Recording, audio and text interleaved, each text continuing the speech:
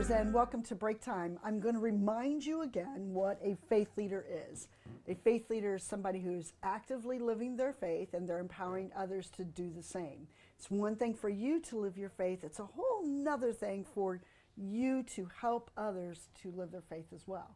So many of you walk beside people all day long, and I'm going to say that this next proverb, you probably work alongside some people that are dishonest. All of us probably do. In Proverbs 16:11, it says this: honest scales and balances belong to the Lord. All the weights in the bag are his making. There is no other scale that our Lord uses other than the scale of honesty. When he measures out everything, when he's determined everything on Judgment Day, everything is done through the scale of honesty. Now, the enemy, on the other hand, uses the scale of dishonesty. His scale does not have the scale of honesty. And so we probably work beside people who tip the scales often in their favor of dishonesty.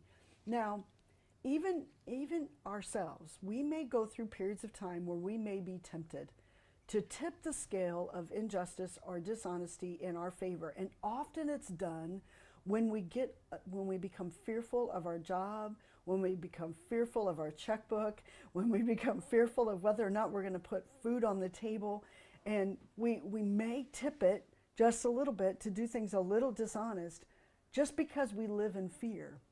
But we need to remember that fear and faith are enemies.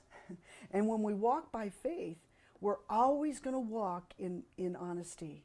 We don't ever tip the scale. We don't ever become in a place of allowing our lives to be motivated by fear or any stretch of the imagination where we will do things that are dishonest.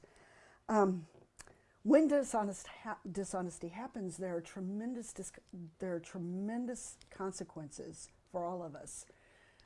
It's almost like we have to backpedal at times. But faith leaders, if you have found yourself in an entrapment of dishonesty, the first thing that you can do is admit. Admit where you have fallen. Admit it with truth. Admit it with humility, and walk forward in truth.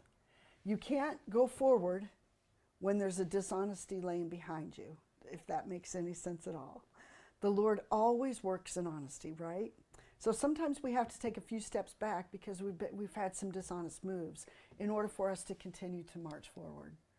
So this one is a little tough because I don't know, if we sit in our lives just a little bit, we all probably have places where we need to go back and admit where we have tipped the scales. So I'm praying today that you have the courage, you and I both will have the courage to walk in honesty at all cost. Have a blessed day.